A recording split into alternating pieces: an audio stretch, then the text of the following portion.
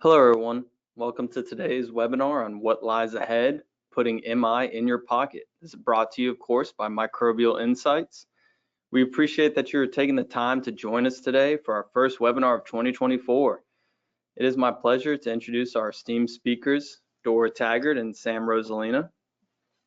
Since joining Microbial Insights in 2001, Dora Taggart has advanced the field of molecular biological tools, including pioneering work in qPCR analysis and stable isotope probing.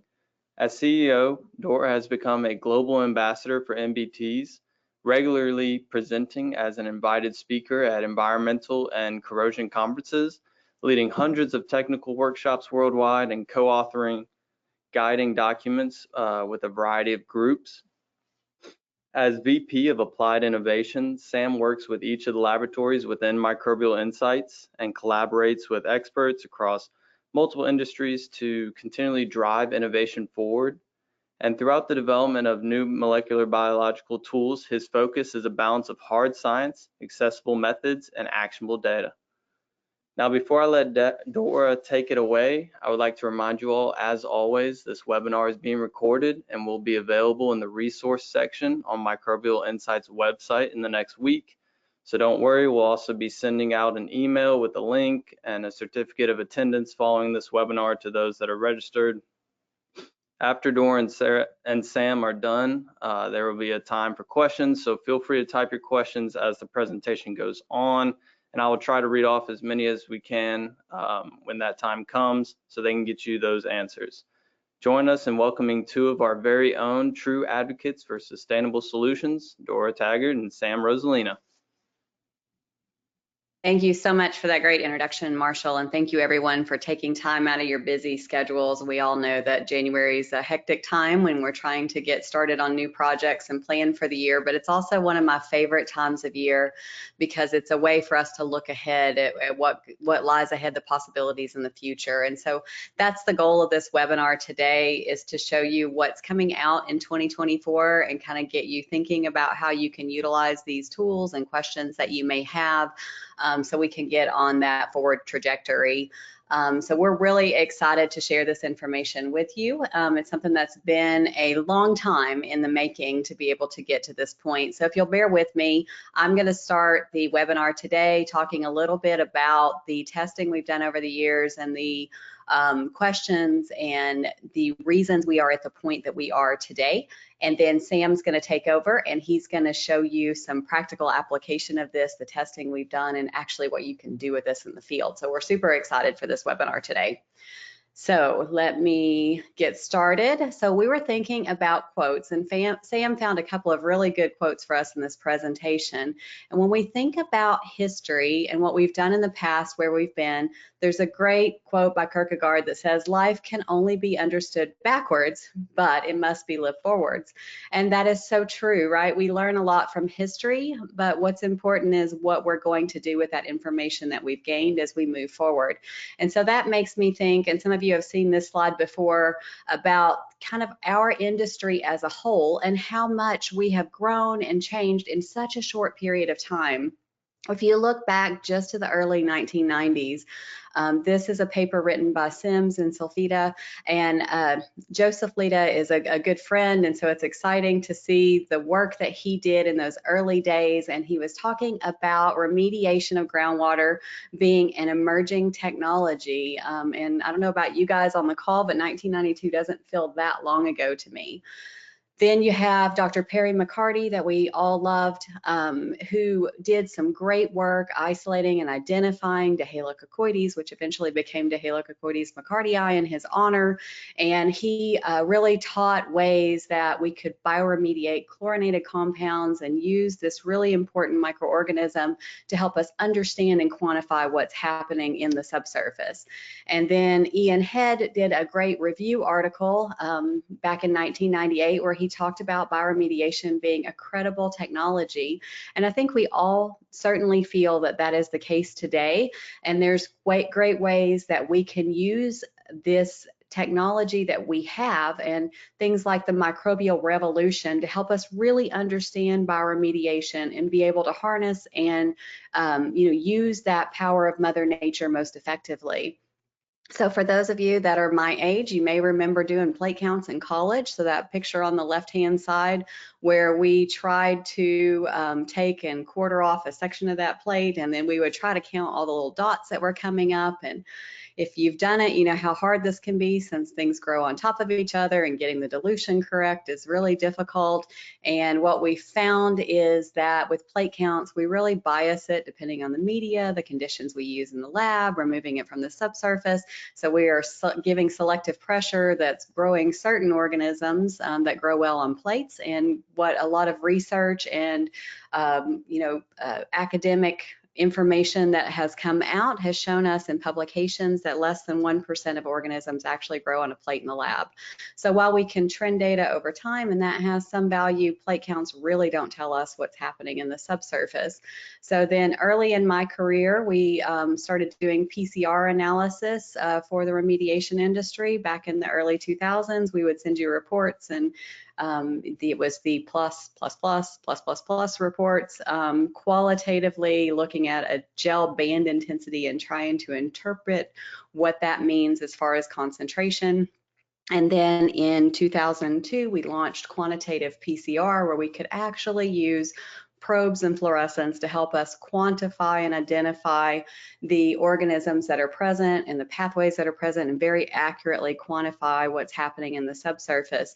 And we've seen over the last 20 years that this tool still has a lot of value in our industry, and there's been some improvements and advancements that have been made, but it still is the most reliable way that we can quantify microorganisms and genes of interest in the subsurface.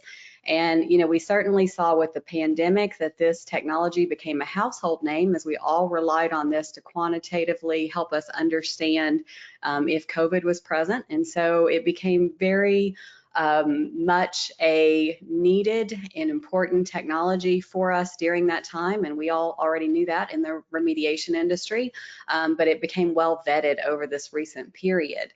So that is kind of where we are today. And this is another great quote by Franklin D. Roosevelt: "The only limit to our realization of tomorrow is our doubts of today." So what questions do we have today that can help us lead to advancement, to growing, to developing new tools, new technologies, or improving these great technologies that we already have and making them even more applicable to us? And I think that's what you're going to see that we're doing. So before I dive into that a little bit more, let's talk about the next advancement that happened in our industry. Back in 2012, Microbial Insights launched the first quant-array analysis. This is where we took qPCR and utilized it. So rather than looking at one gene target, we can now look at 20 to 30 different gene targets on a single sample in a single analysis. And so we can have much more ability to look at a lot of organisms and pathways all at the same time for a reasonable cost. And this has been well proven and utilized in a variety of industries and markets. And you guys probably have seen or used quant-array chlor and petro for chlorinated and petroleum compounds. We use it all the time with the corrosion industry, protecting assets from microbiologically influenced corrosion. We can understand pathways like natural source zone depletion and those processes and phenomenons that are occurring in the subsurface. And then we can look at how it compares with our biogeochemistry to start to develop better strategies. And this year, you guys are going to see that we've been doing a lot more work with the quant-array for agriculture, because soil health is such an important part of the future of our planet. Regenerative farming and agriculture have huge impacts on what we're going to do. And this all fits together with what we're doing in remediation. So understanding our soil health, water reuse from produced water or other processes, and how that affects our agriculture and soil health in general on the planet is really important. So there's a new platform that is being introduced this year for the quant-array to give us the ability to look more in depth at that type of health. And the microbial revolution really has grown. Some of you may have seen this in the paper that Kate and I did back in 2021, where we looked at tools. And if you look at the very front of this graph, before 2005. I started at Microbial Insights in 2001, so this graph kind of means a lot to me because I remember back in those days looking for publications, and we just didn't have a lot about these molecular tools that were available. But you can see how quickly things have advanced, particularly with next generation sequencing, or NGS, the green bar that you see on this graph. This was done, we put this graph together back in 2020 before the publication came out. So it ends at that point, but these publications still continue to grow. There's a lot of information, a lot of R&D that's being done around the world that's helping to give us all increased knowledge that we can share. And then before I move into the new stuff, I just want to briefly touch on another technology that celebrated its birthday at the end of last year.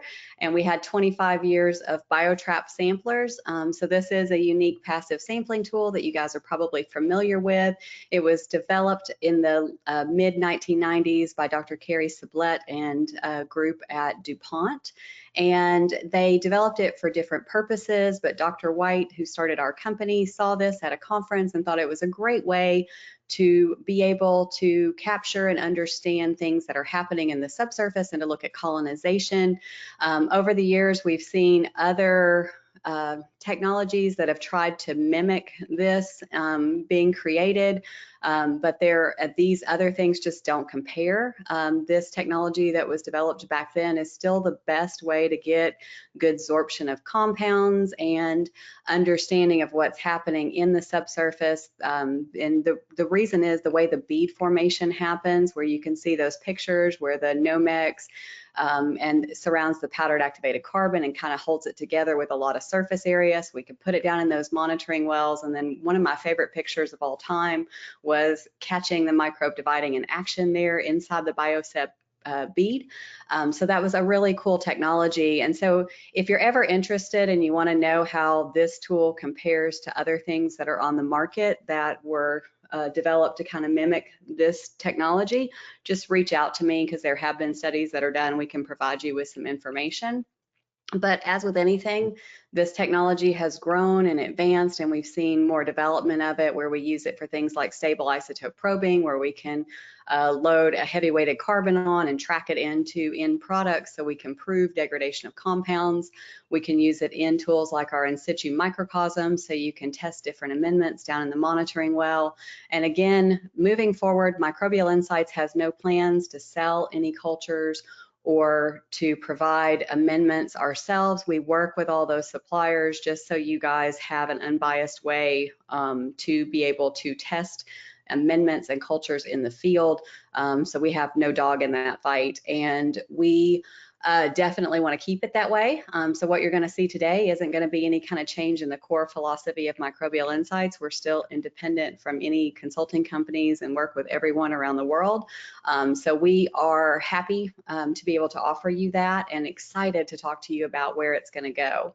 So, over the last few years in particular, we've been thinking about our wish list for molecular tools. And we've seen some things come along. You guys heard about the meta array that we developed last year. There's been some game-changing tools that have come out that are important, but we still have a wish list of things that we wanted to accomplish. So one of the things that we would like to do to kind of help enhance what we can do with molecular biological tools, we need it to be comprehensive. We need something that we can make sure understands the true microbial activity that is happening in the subsurface. We want something that's portable and accessible to anyone that can be used in the field.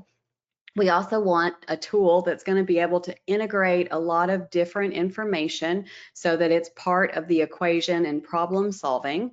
We want it to be specific enough that we can understand current pathways that we know in degradation, but to also be able to be versatile enough that we can design it to look for emerging pathways that can be of importance. So you guys have seen qPCR used for chlorinatids and petroleum hydrocarbons for many years. We're trying to understand more about PFAS. We know some about 1,4-dioxane and tracking it.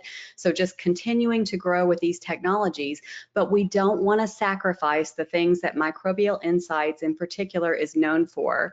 We are known for having the most accurate data that is provided for quantitative PCR. It's precise. We hit the target every time in comparison studies. We have a good reproducibility when samples are repeated or there are duplicates of samples that are done. So you're getting good, reliable data, and it's simplistic to interpret what that means. What does that cell count mean in practical application? So we definitely don't want to sacrifice those things in whatever we do moving forward. But what we found is some of the biggest hurdles are in sample collection and preservation.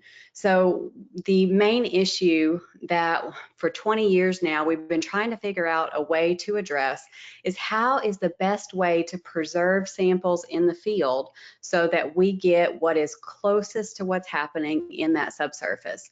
So we all know that microbial communities have the potential to shift over time unless DNA is extracted. That's our preservation point, right? And we found over the last 20 years that if we can keep samples at 4 degrees, that's the best way we can ship them so that the 4 degrees helps to slow the microbial metabolism. And so you see minimal changes that happen in transit. But our problem that we run into and we continue to have is that when you're sampling remote locations, like what if you're collecting something on the North Slope? Or what if you're out on an oil platform? Or what if you're hiking out into a preserve or into some pretty extreme locations where one, toting a whole bunch of ice out is not a fun thing to have to do when you're hiking out there. And then two, what happens to be able to get back out of there in time to ship those samples so that we are hitting that 24 to 48 hour window for extraction? The other issue that we have is, confidence in our logistical carriers. We know that when we can get samples overnight to us after sample collection, there's minimal changes as long as it's kept at 4 degrees. But as we saw with the pandemic and other changes that have happened in society and kind of our growth and shift as a whole in a community of using things more with mass transit and shipping, that logistical companies, although they try, are really struggling to meet the demand. So it's much more difficult than it's been in previous years to be able to ensure that your samples are going to get somewhere overnight. There are delays that happen due to workforce shortages. Certainly there are weather delays. We saw some of that in the South this week where you're having, storms that can come in and delay samples in shipment. There's process errors that happen where they get sent to the wrong city and have to be rerouted. So things just happen. And shipping from abroad typically adds even another layer of complexity to that, which can result in some pretty long delays to be able to get that DNA extracted. Also, when you're shipping, there's a lot of cost of time and resources that goes into every cooler that is shipped. So that's one thing that our staff is very cognizant of. Every sample, every cooler is really important to you guys that's coming from the field. We know that there's a lot of investment that went into collecting those samples. And when you ship large volumes of water, which we historically had to do, it was very costly. The weight of the coolers can be 50 to 100 pounds. It's a very expensive way to transit because you have all that ice and weight. Plus, the bottles can leak and you get messiness in coolers. So we developed the BioFlow filters that you guys have seen is an option for us to be able to filter in the field. So that helped a little bit. But no matter what we do, if you're having to ship the same day that you collect, you have to stop sampling early to get the samples packaged, labeled, and shipped to our office before FedEx location or UPS location closes each day. And so if you're sampling in a remote location, that's not always possible, and it can definitely limit your sampling capabilities. So we've talked about this a lot over the last 20 years, and we understand that these remote areas, like I talked about, like especially with the North Slope or oil and gas platforms or these, rainforests and different locations that can be remote, it's really difficult to get these samples collected and shipped back to us within that 24 to 48 hour window. So for the last 20 years in my career, we've tested a lot of options, many options that have been out on the market, some that were trying to go to market. And what we found was we couldn't find a reliable way to be able to handle this in the field. So we've been struggling a lot, but today I'm excited to share with you that I think we have a solution. And this is a quote that I really love from George Burns, who really impacted us not only in comedy, but in kind of how we think about life. I look to the future because that's where I'm going to spend the rest of my life. So rather than dwelling anymore on where we've been, I want to tell you where we're going to go. And I want to introduce something I'm really excited about. We have a microbial DNA extraction kit called the BioExtract Field Kit, and this is a patented technology developed, or patent pending technology that's been developed at Microbial Insights. We feel that it is the first reliable field DNA isolation kit that we have tested, and the results match really well with what we see when we do lab extraction. So it's the first time in my career I've felt comfortable for Microbial Insights to promote something like this for field testing. It takes around 50 minutes to extract 6 of our BioFlow samplers, but the method is very simple, and Sam's going to walk you through this in just a minute so you can see how user-friendly this is. But the method was intentionally designed for people that are not laboratory personnel to be able to use it and to collect these samples. And the big plus there is there's no electricity that's needed. This is fully field usable. That was always one of the limitations in the field is, do you have a lab that's mobile that can have centrifuges and shakers and all these things that you might need? So we have developed a method that kind of gets us around all of that. So if you go back to those sample collection and preservation challenges that we've been experiencing, this is a way that we can isolate the DNA in the field. So we've got a more robust sample. This is what just came out of the ground that you're going to extract. And as soon as the DNA is isolated, we know that we've stabilized it. So that's less change that sample has undergone. We also can hold these samples for longer in the fridge because DNA is much more stable and isn't going to have the changes that you get from a field sample, where those are bacterial cells that are not lysed, that can be moving around, growing, changing, dying, shifting, utilizing each other. Because the DNA is isolated in the field, the sample integrity is being maintained even if there's a shipping delay. And isolating in the field means that you only have one shipment. So if you guys are going out in the field and you're going to be collecting for 3 or 4 days at one location, before you had to stop at the end of each day, have enough time that you cut your day short so you could get to FedEx before they close, get those samples shipped out to us. Now you can do the extractions, hold it, and just ship at the end of the week. So one of my mentors in this industry, and one of our really good customers that uses us on a routine basis, when we were talking to him about launching this BioExtract Field Kit, he was very excited. And so some of the quotes that we got from him are that if he misses his FedEx drop off time, or there's a weather delay in getting the samples, it's not going to be a problem. And for him, he feels that if he's got 15 or more wells that he's collecting, he's going to get done a day sooner because he won't have to stop early each day to do those shipments. And he can save money because he only has to pay for one shipping container for that sampling campaign, not one every single day. So these are some quotes that we got from people that have been testing out this kit and working with us on the development of this kit, and the excitement that they have. And we can't wait to hear from you guys and what you think about it and how you can apply and use this technology.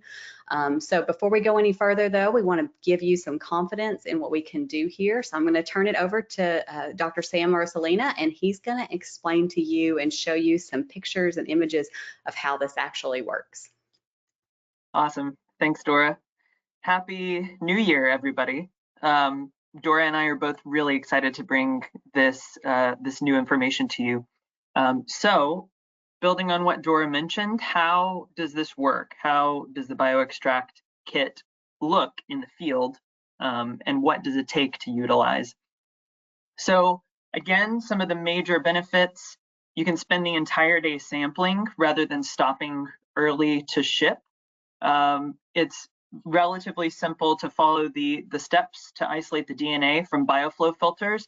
We give 2 examples here. There are lots of ways to do this. So for example, you could isolate the DNA from one sample at a time. While you've moved on to sample the next location, you can be isolating the DNA from the previous location. Or as we've done ourselves in the field, You can bulk these samples together. At the end of the day, go back to where you're staying and utilize the bioextract kits to extract multiple samples at a time to really save time. If it's possible, refrigerate the low volume DNA isolate until you're ready to ship all of the samples simultaneously. So again, one single shipment rather than every single day at the end of the day. And then once those DNA isolates get to our lab at Microbial Insights, we'll add a necessary preservative for long-term archival storage. And what that does is that allows you as a user, as a scientist, as a consultant to make decisions down the road in terms of what to have analyzed and what to do. So the steps that are required for this, very simple, starting with a bioflow filter.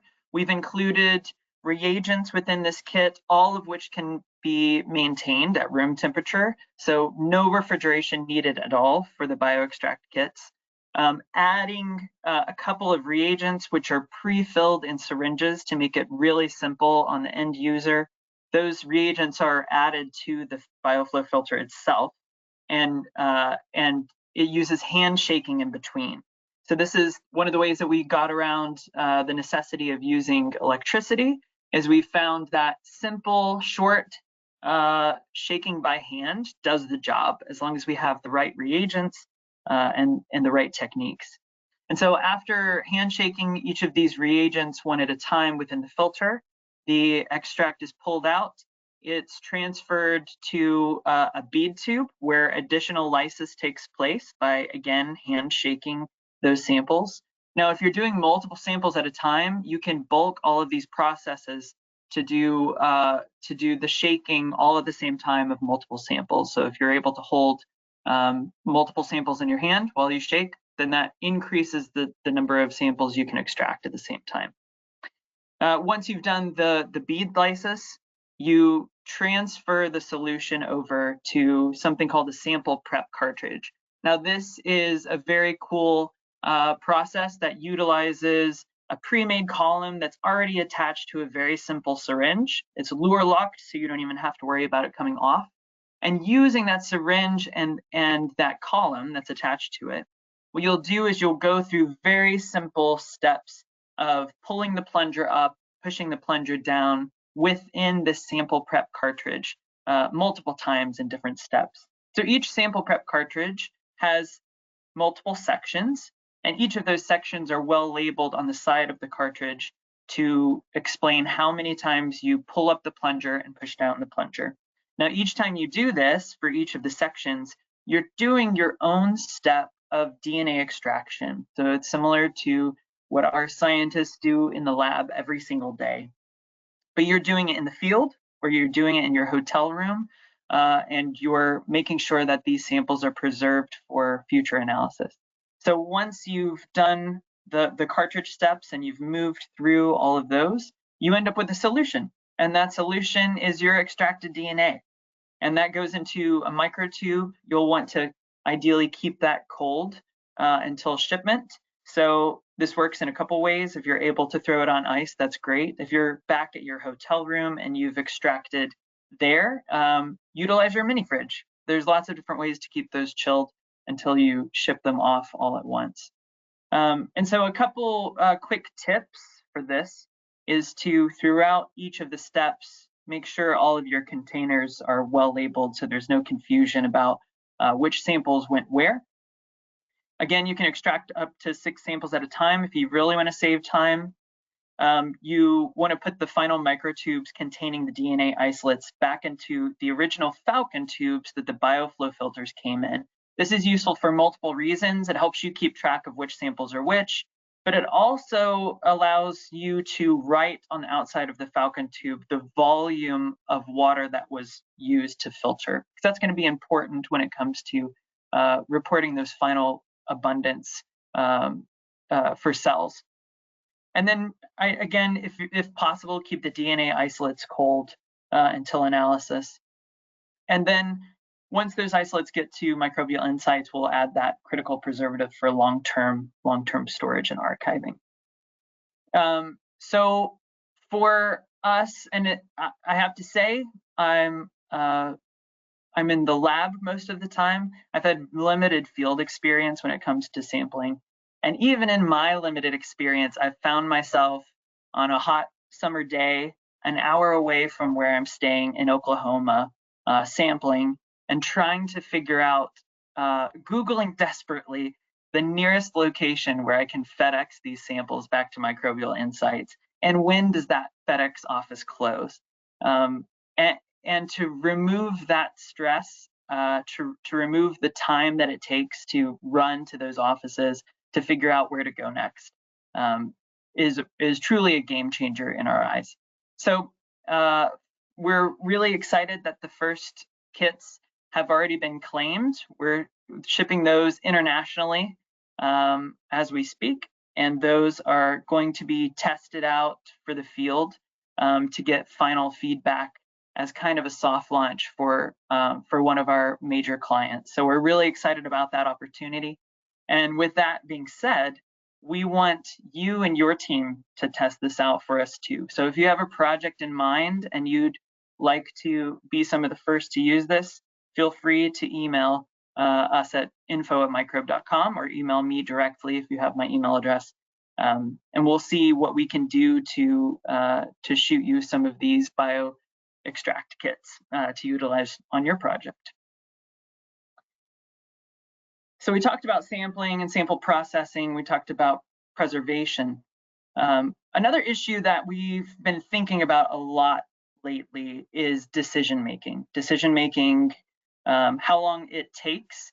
As you know, for us at Microbial Insights, we take actionable data very seriously. It's essentially a part of our mission to provide reliable data to everyone, data that can help you make decisions, data that can help you decide whether you take route X or route Y or route Z.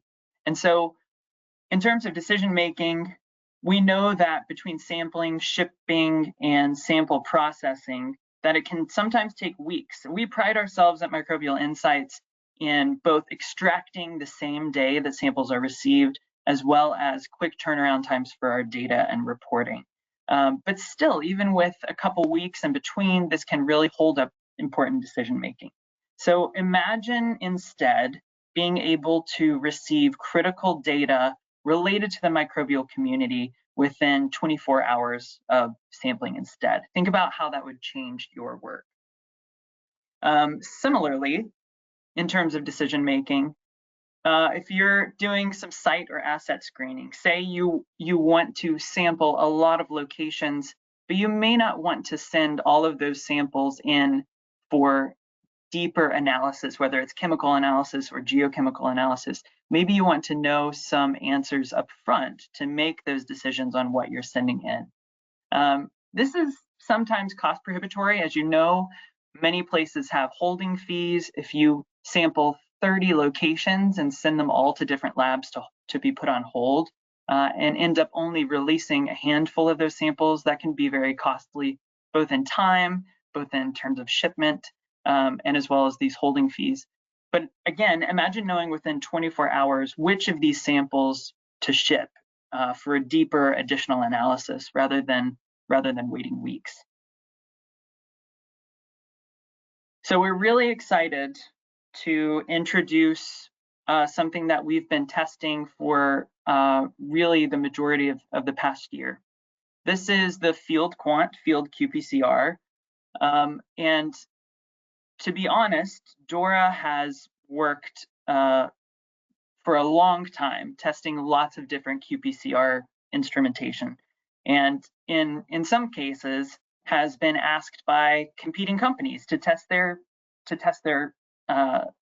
tools. And quite frankly, the technology hasn't been there until recently. So we're just starting to see that technology advance to the point where we, as the reliable lab that you know us to be, can feel confident in allowing users to use something like this.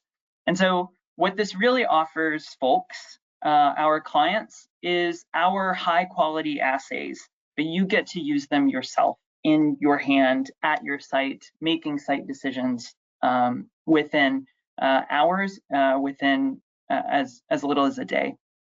And so what we've done over the past year is really validate this work. We validated it against laboratory data. We've validated with bioextract, field extraction.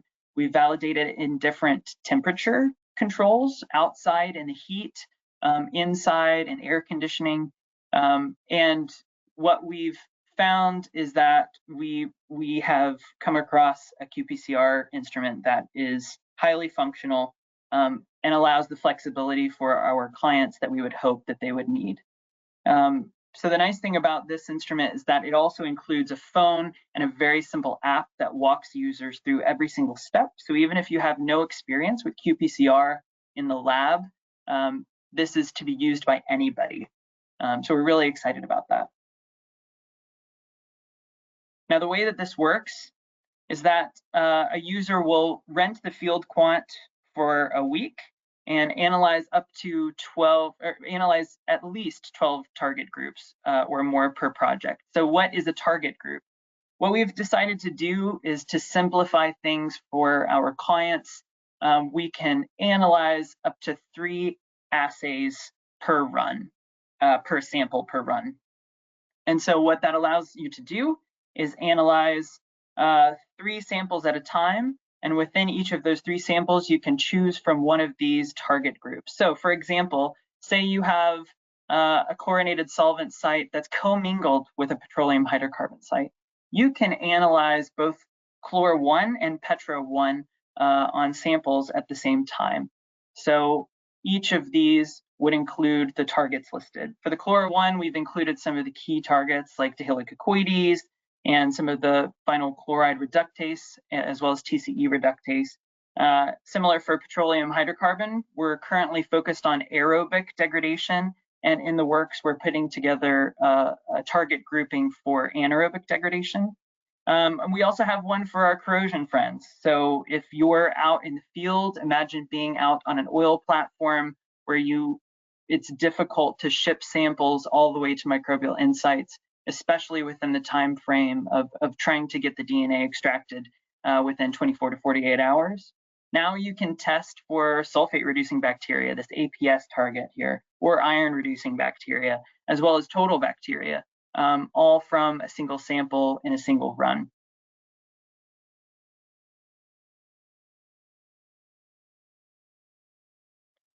So the way that it works, again, using the bioextract kit, you're able to extract the DNA from a sample. You're going to then take a very small portion of that DNA isolate that we talked about previously, and that small portion goes into tubes that already have the reagents that are freeze-dried. We've worked very closely with a great scientist to make sure that our assays that we've put a lot of time and effort into developing over the years stays stable in the field and doesn't require liquid until the time is right. And so by taking the DNA isolate, adding it to our tubes, these are then used to run 3 samples at a time. It takes about 45 minutes to run. And then within 24 hours, you'll receive a report from Microbial Insights that includes the abundance of some of these gene targets that you're looking at. Now, the coolest thing about this is that you'll also have leftover DNA isolate. And so when you ship back the equipment that you've rented from us, you'll also ship back the remainder of the DNA isolate from all the samples that you extracted. And again, what that allows you to do is make decisions down the road. If you're unsure whether or not to run NGS, for example, in this time period, you can tell us a month later, 2 months later. We'll have that DNA archived for you to run when you make that decision.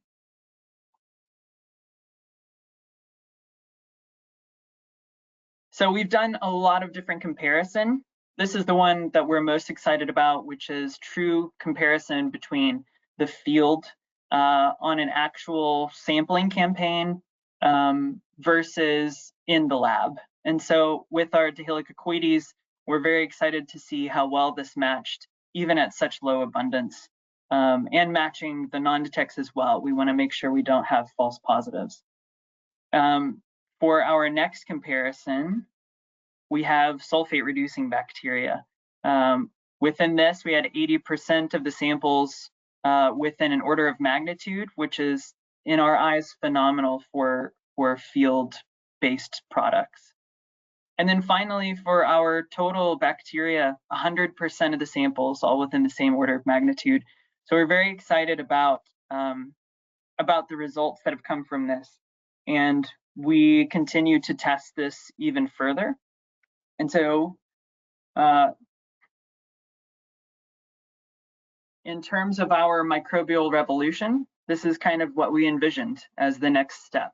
We've gone from plate counts to qPCR to our very own quant-array, and now we're starting to look into the best way to provide accessibility and portability, especially for those of you who are sampling a pipeline in the middle of the desert for corrosion risk assessment, or you're hiking miles into protected wetlands for environmental monitoring, for example. We want to give you that opportunity, and we want to give you the most reliable data that you would receive if you were sampling right next to our lab and walking it over to our lab. So this is what we're trying to offer. And right now, what we're doing is we're undergoing additional validation and field tests. This, similar to our bioextract, is being utilized by some of our clients who are going to test these out alongside the bioextract, provide us with feedback to make sure that when we do a full launch later this year, that you can expect the quality and the final reporting processes that we hope to provide and deliver. So as we always say, as a part of our sign-off, there are lots of ways to utilize microbial insights. So one of the most important ways is to use us as a member of the team. We recognize that microbiologists aren't on everyone's teams, and so that's what we're here for. We also recommend generating actionable data. Think about the questions that you want to answer and utilize our tools to help answer those questions, or at least get you a step towards answering those questions. This is one of the reasons we think that bioextract and field quant can truly provide today, is helping with actionable data in locations that may not have been able to offer. Also use our database to add context. Just like our normal analyses, our field quant analysis is going to integrate into the database. And so we want you to eventually be able to use the field quant to determine, does this data stack up against some of my other sites? What does it look like compared to sites around the world? How can I use this information to provide more actionable information? And then last but not least, trend the data. A single snapshot in time often doesn't provide the information needed. So doing these analyses over time, doing these analyses down gradient or at different parts of your asset, all key to making sure that you get the most out of what we offer. And then last but not least, we have a number of different locations around the world, from USA all the way to China. So no matter where you are in the world, Microbial Insights has you covered. Make sure you reach out to us and visit our website for more information on that. So with that, I'm very excited about 2024. I know Dora is too. We've been putting a lot of time into these new products, and we're going to continually upgrade them to make sure that they fit your all's work styles and lifestyles. And that being said, we're always looking into the future. That's what we do. And so if there are other questions or other issues that you see in the field, or you see in your work or projects that you think need to be answered, let us know, and we'll think about the newest tools or what's coming down the pike to help you answer those questions. So with that, I think we'd love to hear from you. Take any questions that you have. Thank you so much, Sam. And we do have a number of questions that have been submitted. If you have questions, or if you have thoughts of where you would use these, or feedback for us, we would be very open to getting that. And you can submit it here on this platform in the GoToWebinar panel, or feel free to email us at info@microbe.com with any suggestions that you have. It's something that we're really excited about, but we want it to be practical and usable for you in the field and very cost effective to help you on your projects that you're working on. So Sam, one of the first questions that we have is a good one. Do you have a video that shows the different steps in the extraction? Yes, and I meant to mention that. So we actually filmed a great video to really simplify how the bioextract breaks down and what those processes are, what each of those steps look like. And we expect to have that up on our website at the end of the day. Awesome. One of the questions is about samples with turbidity. And so 2 thoughts on that. One, if the bioflow filters have clogged in the field, we should have sufficient biomass to be able to do a DNA extraction. So even if they're high turbidity and say you got 10 or 20 mils through that filter, we're not going to be able to do any better in the labs. You guys send a liter of water, but it's just filters can only handle so much volume that goes through there when there's that much sediment. And just like extracting a sediment or a solid sample, there's only so much material that can go into those extraction tubes. So typically, you're not going to have a problem with turbidity on being able to use these. Like I've used some samples that I've collected that I only got 10 mils through, and I had really good biomass recovery out of those filters from field samples. But if you do encounter samples that have a lot of turbidity or that are more solid samples that would be used for collection, we are in the process of developing a solid extraction kit that will be following this, but we know the groundwater is the most important launch right now, so that's kind of what we're focused on. But hopefully down the road, we'll also have some solid capabilities as well for that. And then you always have the backup if you don't feel comfortable with what you've obtained in your filters, that it's enough volume, you can always submit it to the lab. And we can try to do additional volume through the filters and do that testing for you in-house. Anything you think I missed on that one, Sam? No, I think that's spot on. Okay. Are there any reagents, Sam, that are potentially toxic that they shouldn't store it in a food fridge, or that they would need special protocols for staff protection? No, there are none that are concerning, especially that would need to be refrigerated. So all of this is kept at room temperature. Okay, another good question is, do we have an RNA extraction option in the works? And that is on our long-term list. It's probably not something that's going to happen as quickly because the RNA extractions are a lot more comprehensive. So being able to get good lysis and good recovery of RNA in the field is an additional challenge. But it is something that we are working on, definitely is on our list of things to accomplish. Let's see. Are there instructions for the person extracting the DNA to assure that they're not introducing contamination? Can you talk about that, Sam? Yes. So within the protocol, as long as the steps are followed, then it's very easy to prevent contamination from being introduced into these. A lot of the processes involve enclosed material. So that's one of the reasons we, of course, love our bioflow filters, is it's encapsulated, which prevents contamination. Very similar with our reagents, they're encapsulated in syringes. They're introduced into the encapsulated bioflow filters. So these lure lock processes prevent much potential for contamination.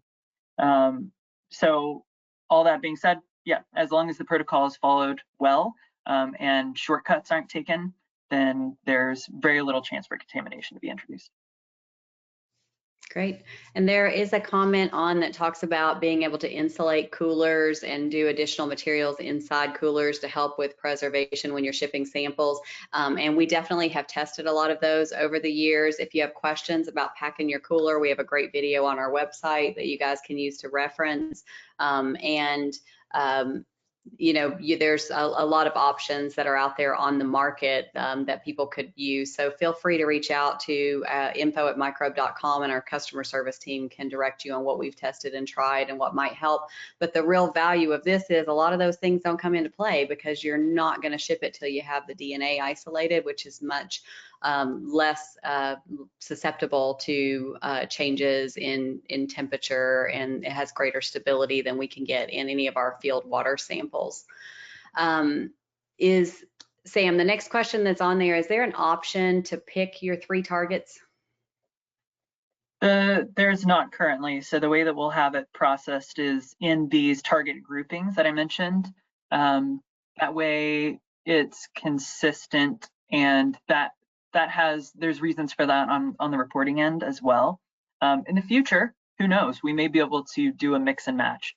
But for now, if you are interested in, again, multiple issues at hand, in the future, we'll have both anaerobic chlor 1, which is what we have now, as well as hopefully aerobic chlor 2. And if you wanted to test both of those, you can do that in the same run, but you won't be able to pick your targets. But that being said, if there are specific targets in mind, especially assays of ours that you know and love and use readily, that you want to make sure are available in the future, we're still planning out what the future of these target groupings looks like. So we would love to hear from you. Yeah, definitely send information. And, if you're a company that does a lot of volume with us and you know that you would like to bulk order a certain amount of these, we would have opportunity to be able to do some custom designs for your specific group as we move down the road and making this more available. Another good question on here, Sam, is do you have any concerns about oil interfering as we're doing these extractions in the field? This is very similar to how we would work with oil anyway, because again, we're using the bioflow filters. So avoiding oil as much as possible, preventing it from transferring over. If you can pull from below the oil layer, for example, if you're looking at produced water, if you can sample below the oil layer, then that's going to prevent any kind of clogging or issues with the filter. So ideally, you don't want a ton of oil to go over, but if there's some, it's not a big issue. Dora, you may have more additional thoughts on that. No, I think that's exactly right. I mean, your goal should be to not introduce any more oil than is possible in the filter, but we have not encountered any problems at industrial facilities or pipelines and sample collection where the filters have clogged and we haven't been able to extract in the field. And so really the problem would lie there in the filters clogging, right, the bioflows. And so that would be the biggest challenge, but we haven't seen that to be an issue. So I don't anticipate having any problems with this in the field with these extraction kits.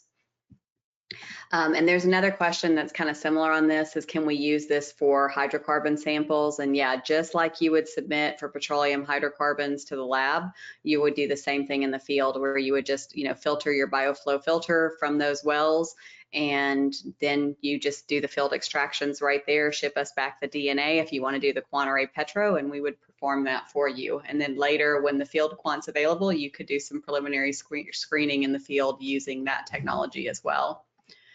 Sam, can you talk about microbial source tracking and if we're going to make this available for that field as well? We are, and that's one of the exciting things for this product that I believe will be of great value is, again, kind of imagining municipal facilities or townships who have a lot of tourism coming to swim at rivers or lakes, and they have to do quick tests of whether there are concerning bacteria in the water. We can, now provide them the opportunity to identify where that bacteria comes from using our microbial source tracking. And so yes, that's in the works right now. We're deciding which targets to select from. And so again, because this is a launch and we're still feeling out the demand, if that is of interest to you, or you believe that that your municipal or township organization could use this and make value out of it, then please reach out, because that's next on our list. And if you have input on which targets you would like to see, let us know. Yeah, and as Sam mentioned, don't forget the bioextract is already going to be available, so you can go ahead and start field extracting those samples, which I know can, certainly with shipping costs, be an issue for source tracking. So definitely go ahead and start taking advantage of being able to do those field extractions, and then at some point down the road, you'll be able to do the qPCR screening as well. One other question that we have is to know if there's a publication that we've done showing the microbial data changes over time at 4C. We have not published a paper on that. We have done some presentations and things that have shown it. Our clients have done a lot of work, but we have not published anything in scientific peer review about that. It's not something Microbial Insights does very often unless there's a broad reason to do it. We stay focused on, trying to make sure we're delivering on a standard basis, and most of the publications are related to working with academia on those types of things. Okay, final question, Sam, as we're running out of time today. Can you talk a little bit about pricing and what we're looking at there, and maybe even ballpark kind of the rental rate for the field quant, what people are going to be looking at as we move forward with this technology? Yes, absolutely. So for the bioextract, what we're currently looking at is $125 per kit. And then in terms of the field quant, it's an interesting process, but it's really kind of a rental. But it's going to be a rental at a minimum of 12 target groupings. So you can treat that as a minimum of 12 samples if you want. So that's going to cost around $400 per sample. And so there will be a minimum cost there, but in comparison to some of the other analyses, the time savings, we're pretty excited to offer it at that price point. So really excited about these products for sure, and we think that they're going to provide a lot of value in terms of total cost savings to each of these companies that use them. And one of the things to remember on the bioextract is when you do this field extraction, you've got the $125 cost, but you're going to get a credit off of any analysis that you do with us where we analyze that DNA. So you'll be able to deduct the cost of the field quant from your analytical process that you move forward with us. So that'll kind of help you justify that cost. And then if you don't analyze the sample, that's kind of all you have in it is that $125. And the the rest would be then kind of the balance would be whatever the cost of the analysis is that you would typically pay. And then one clarifying thing is that when Sam was talking about the cost on the field quant, is that's $400 per sample. So with a minimum of 12 samples, you would need to do 12 times 400. But you're still getting a screening tool at around $400 a sample in the field. So, and the more samples you do, then that's better for you on the cost. But really, there's a base level cost that we have to cover for the equipment and refurbishment and upkeep and everything of that equipment and the consumable supplies that'll go with that. So that's why there's kind of a minimum of 12. But yeah, and I will say that includes for the field quant, that includes bioextract kits. So those will be included within that cost. Oh yeah, I forgot to mention that. That's a great point, Sam. Well, Sam and I are both grateful. We love our jobs. We're passionate about what Microbial Insights does and working with all of you on a regular basis. And it's our goal to continue for another 30 years or 32 more years since it's our 32nd birthday this year, but to keep going with you and to provide products that are innovative and that are useful to you in the field. So if you have other thoughts as you're going through this, please reach out to us, send us additional questions, send us additional thoughts and information on how you'd like for us to proceed forward or ideas that you have. we're always open to hearing from you, and just want to stay in contact as much as we can. It's, one of the big things about MI is our customer service, and our customers are really important to us. So we will always put your comments and your thoughts definitely at the forefront. And I appreciate all the great feedback that we're getting right now, and that you guys are excited about this innovation. It means a lot to us. It's been 20 years in the making. So I am so excited to see this come to fruition. Feel free to reach out to me or Sam, or shoot an email over to info@microbe.com. And we look forward to hearing from you. And thank you, Sam, for helping me put all this together.